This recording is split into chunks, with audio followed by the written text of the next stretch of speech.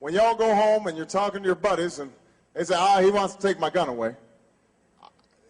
You've heard it here. I'm on television, so everybody knows it. I believe in the Second Amendment. I believe in people's lawful right to bear arms. I will not take your shotgun away. I will not take your rifle away. I won't take your handgun away.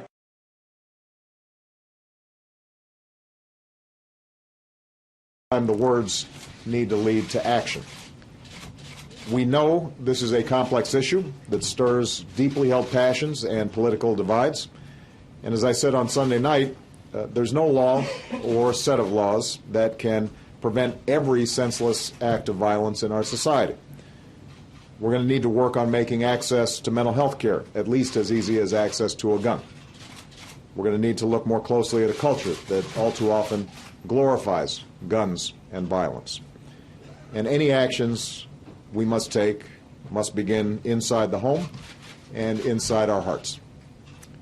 But the fact that this problem is complex can no longer be an excuse for doing nothing. The fact that we can't prevent every act of violence doesn't mean we can't steadily reduce the violence and prevent the very worst violence. That's why I've asked the Vice President to lead an effort that includes members of my cabinet and outside organizations to come up with a set of concrete proposals no later than January, proposals that I then intend to push without delay. This is not some Washington commission.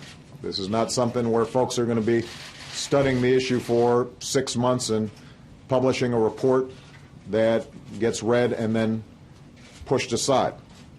This is a team that has a very specific task to pull together real reforms right now.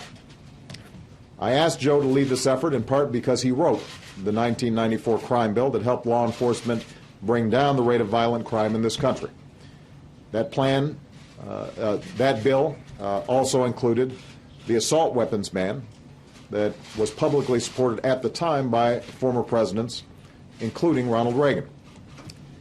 The good news is there's already a growing consensus for us to build from. A majority of Americans support banning the sale of military-style assault weapons. A majority of Americans support banning the sale of high-capacity ammunition clips. A majority of Americans support laws requiring background checks before all gun purchases so that criminals can't take advantage of legal loopholes to buy a gun from somebody who won't take the responsibility of doing a background check. You got Obama phone? Yes, everybody in Cleveland, low minority, got Obama phone. Keep Obama in president, you know. He gave us a phone. He gave you a phone? Do more. How did he give you a phone? You sign up if you're on food stamps, you on Social Security, you got low income, you disability. I have a question. Okay, what's wrong with Romney again? Romney, he sucks. Bad. So that tells me something immediately about Michelle Obama. That she is willing to play that role. And I think that she's as much a fake, personally, as Barack Obama. And Barack Obama is one of the major, major fakes. And interestingly, and this has surprised me a little bit, the number of people, former Obama supporters, who are seeing, if you like, the error of their ways, is happening much quicker than I thought it would.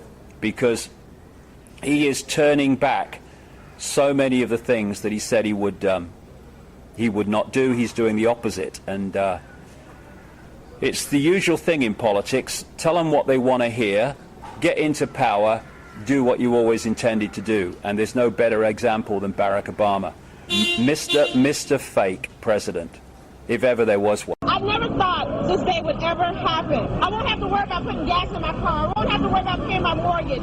You know, if I help him, he's going to help me. Stop complaining. Stop grumbling. Stop crying. I'll make our government open and transparent so that anyone can ensure that our business is the people's business. Justice Louis Brandeis once said, sunlight is the greatest disinfectant. And as president, I'm going to make it impossible for congressmen or lobbyists to slip pork barrel projects or corporate welfare into laws when no one's looking, because when I'm president, meetings where laws are written will be more open to the public, no more secrecy. That's a commitment I make to you as president.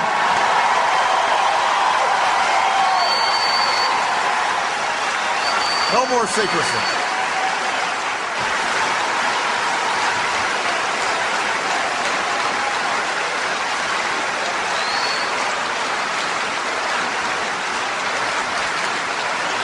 And when there's a bill that ends up on my desk as president, you, the public, will have 5 days to look online and find out what's in it before I sign it, so that you know what your government's doing. When there are meetings between lobbyists and a government agency, we'll put as many of those meetings as possible online for every American to watch. When there's a tax bill being debated in Congress, you will know the names of the corporations that would benefit and how much money they would get. And we will put every corporate tax break and every pork barrel project online for every American to see. You will know who asked for them, and you can decide whether your representative is actually representing you.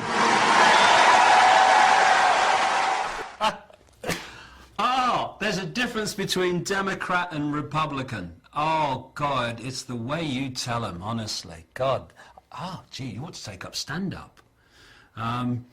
Well, we have two masks in Britain called Labour and Conservative. We have two masks in America called Republican and Democrat, and all four masks are placed on the same face.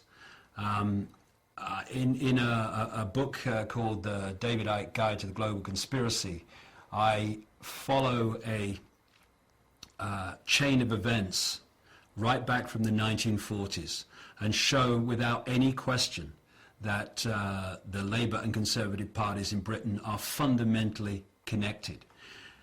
The idea is to give the illusion of choice while having no choice whatsoever. This is how the political system works. Whichever party is in government introduces the agenda because they have the ability to introduce legislation. The party in opposition opposes the agenda, but it doesn't matter because it's got no power to do anything. We then have a farce called an election. And every now and again, the two parties change sides.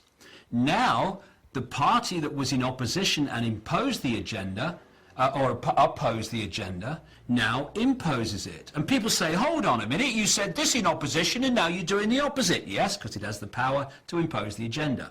The party that was imposing the agenda before and is now the opposition, it opposes the agenda now. I will get our troops home. We will bring an end to this war. I have determined that it is in our vital national interest to send an additional 30,000 U.S. troops to Afghanistan. I do not make this decision lightly. This first executive order that we are signing by the authority vested in me as President by the Constitution and the laws of the United States of America, in order to effect the appropriate disposition of individuals currently detained by the Department of Defense at Guantanamo, and promptly to close the detention facility at Guantanamo consistent with the national security and foreign policy interests of the United States and the interests of justice, I hereby order. And we then provide the process whereby Guantanamo will be closed no later than 1 year from now. We will be, is there a separate executive order, Greg, with respect to how we're going to dispose of the detainees? Is that written? We will be setting up a process whereby this is going to be taking place. We have a responsibility to act. That's what's happened in Libya over the course of these last 6 weeks. Because, you know, it is just wonderful to be back in Oregon, and over the last 15 months we've traveled to every corner of the United States. I've now been in 57 states. I think one left to go. One left to go. Alaska and Hawaii I was not allowed to go to, even though I really wanted to visit, but my staff would not go.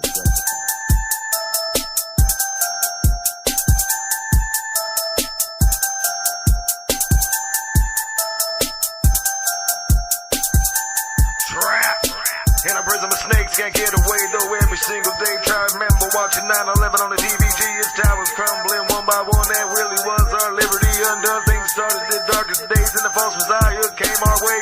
Now we can't look away or run away, but we try every single day. We cannot shake this motherfucking false messiah. It comes today like hot fire, thrown up in your face on the dollar bill. Replace the masonic seal with the devil's face. At the end of intermission, truth became so suspicious. We didn't know what to do, so we gathered with arms in armageddeon fashion, and we ended up the dominant force.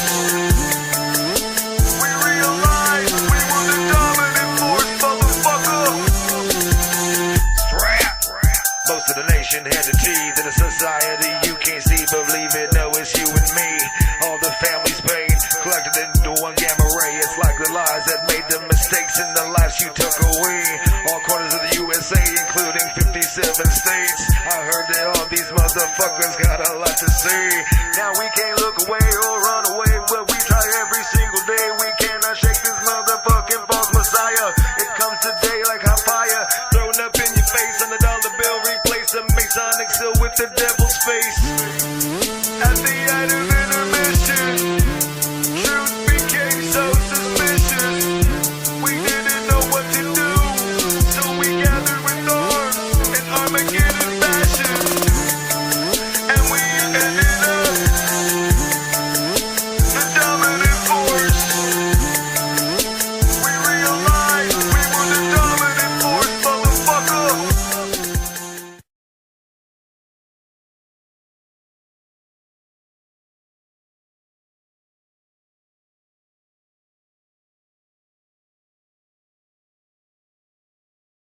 You got Obama phone? Yes, everybody in Cleveland, low minority, got Obama phone.